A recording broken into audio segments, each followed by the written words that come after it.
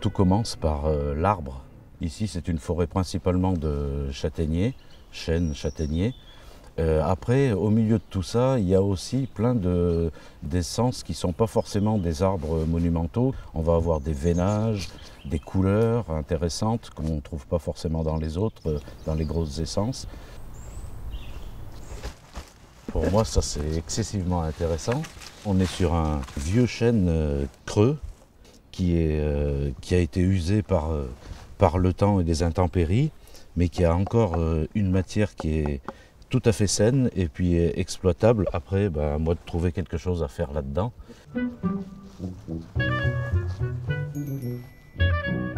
Simplement en se promenant en forêt, voilà, on va trouver des morceaux qui ont même des altérations, des défauts. Ce qui va être jeté par les autres m'intéresse à moi personnellement.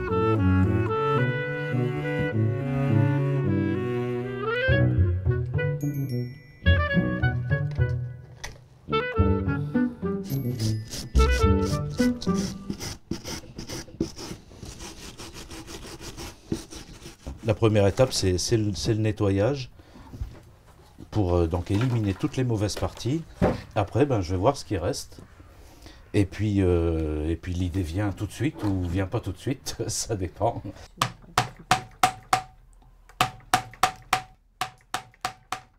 Ce qui m'influence, c'est le bois lui-même, c'est-à-dire c'est les formes que peut avoir un morceau de bois, et puis ses couleurs, et puis ses textures aussi, ses veinages qui peuvent être très très différents.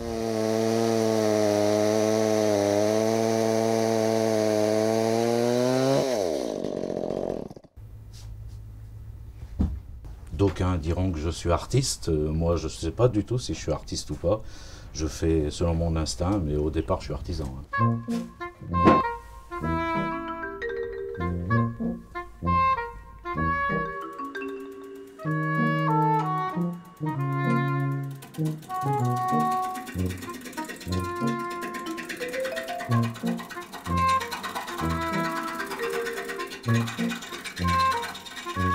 Si on regarde la tranche, on voit qu'il y a deux couleurs. Il y a ce qu'on appelle l'aubier, la périphérie qui est juste sous l'écorce, qui est beaucoup plus clair que le bois de cœur.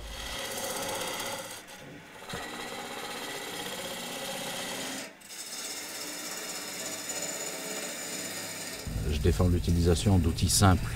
Je défends une créativité, une certaine créativité, le fait d'utiliser ce qu'on a autour de soi. C'est un choix de vie, en quelque sorte, voilà, qui allie le travail du bois à une certaine manière de vivre, une certaine philosophie peut-être.